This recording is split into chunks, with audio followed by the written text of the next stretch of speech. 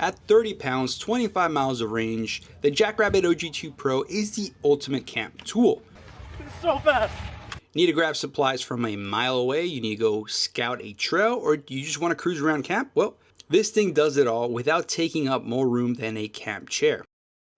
What is up, guys? David here from Overland Nomad, and let's get right into the review of this tiny little e-bike. So again, this is the JackRabbit OG2 Pro. They do have different models. This is like the middle one. So they have the OG2, the basic one, which has a smaller motor. This one has the 500 watt motor, which I really like because you get a little bit more kick and power. Especially me, that I'm 6'2", so I am not very lightweight. So I need a little bit more power. As you can see, this is how you set up the bike. You put the handlebar, lock it in. The seat's already good. Take the little footrest here, put the kickstand out, and you're ready to go. This bike is ready. 30 pounds, it's got 20-inch tires. You have a 500 watt motor in the rear that brings this bike up to 20 miles an hour. The batteries that it comes with will give you about 24 miles of range, which we're gonna be testing after this. You have 3 modes. You got eco, mid, and high modes. You got a little bell. You got your little pegs here, kickstand. And what's really cool about this bike is that you can actually buy accessories from JackRabbit. If you want to buy their headlight, it's plug and play. There's a connection right here made for that in case you do want to have it, and you could control it with the little computer that it has up front. There's all types of different accessories.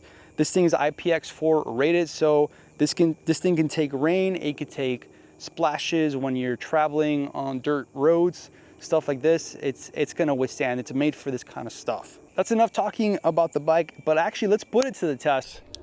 Let's get going. It's really comfortable riding it right now. Real easy. This whole stretch right here, 20.5 miles an hour, no problem. We are on the high mode. Here we're gonna go up a little hill. It's hard to tell on camera, but it's a slight, incline here. And we are doing 17.5, it's struggling right now, 17 miles an hour. For being a tiny little bike, it's doing pretty good. We're already about to hit 4 miles of distance. Let's see if this bike can do all that. And I think on the website it says 24-mile range. I think it's going at a very slow speed too. I want to give them credit. I have it on high mode. I'm going almost full throttle this whole time. That's just the way I ride the bike. I don't ride the bike, slow. So I'm gonna ride the bike the way I ride it. I think most of you guys would ride it the same at a pretty good full speed.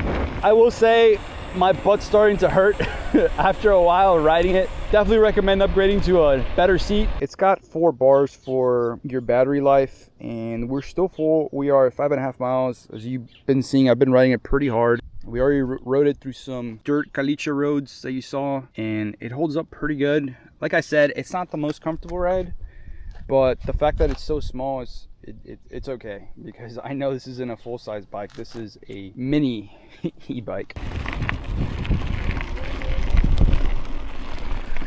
Any luck?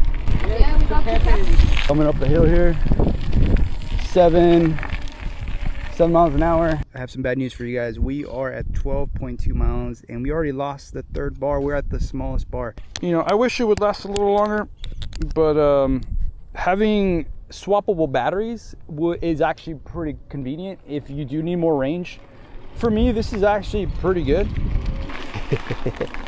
Some Turkish 15.8 is my odometer right now. 15.8 is the odometer. We are just slowing down more and more. I'm full throttle right now, and we are coming to a halt. Full throttle, as you can see.